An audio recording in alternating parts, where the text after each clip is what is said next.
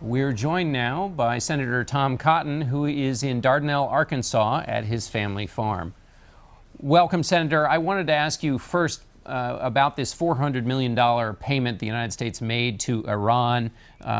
You say it's a ransom. The administration says that it's money that Iran was owed for a dispute that goes all the way back to 1979. So was it a ransom or a swap, and why does the difference matter?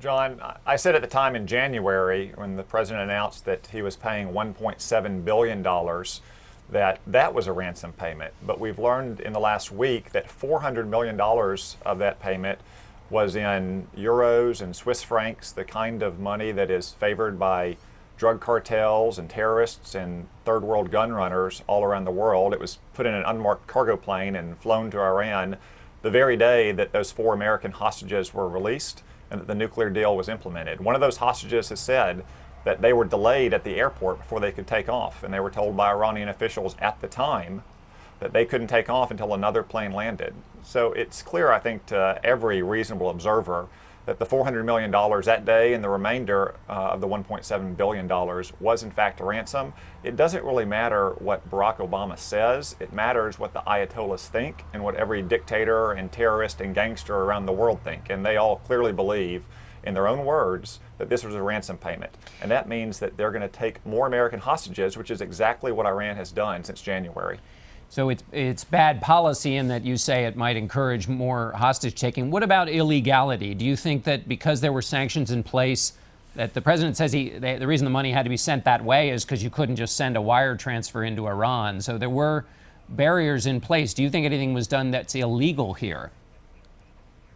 Well, lawyers disagree about whether the transfer of this cash was legal or illegal, but I think it was deeply unwise. The president said at his press conference this week that the United States doesn't pay ransom for the exact reason that it encourages the taking of more hostages.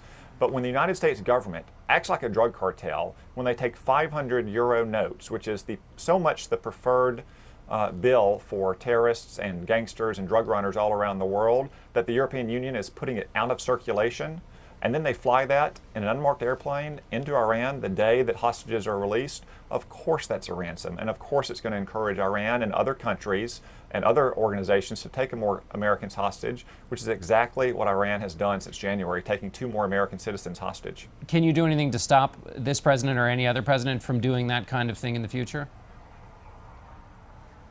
Well, the $1.7 billion apparently has already been paid in full. Hopefully the president will no longer negotiate with the Iranian regime over American hostages and will not pay them anything further.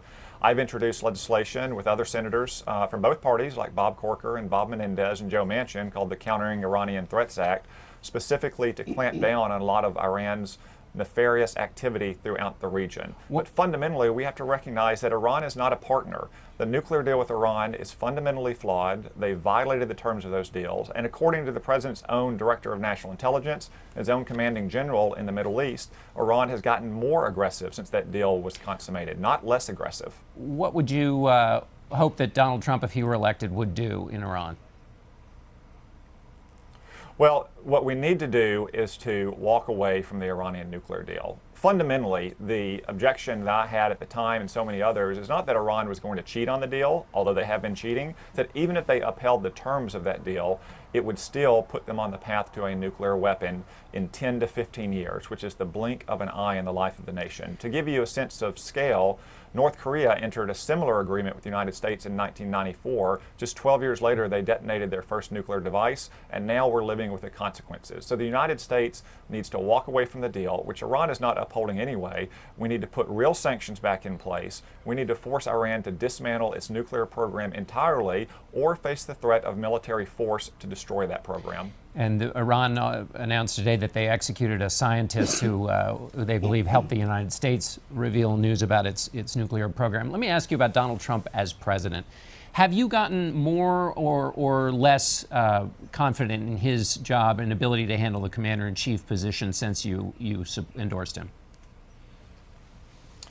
Well, John, I know the media is obsessed with Donald Trump. I'm not going to respond to every single thing that Donald Trump has to say or that Hillary Clinton says. I'm not going to follow the back and forth in the campaign trail. What's ultimately going to matter in the long term is not who won or lost a week in the campaign, but whether the American people are safe. You mentioned the Iranian scientist that was recently executed. Now, of course, I'm not going to comment on what he may or may not have done for the United States government, but in the emails that were on Hillary Clinton's private server, there were conversations among her senior advisors about this gentleman. That goes to show just how reckless and careless her decisions was to put that kind of highly classified information on a private server. But I think her judgment is not suited to keep this country safe. Okay, that's on her judgment. But since Donald Trump is the nominee of your party and you spoke at the convention about him, you said help is on the way. When in the future, if Donald Trump is in the office of the presidency, do you think he has the temperament to handle those lonely decisions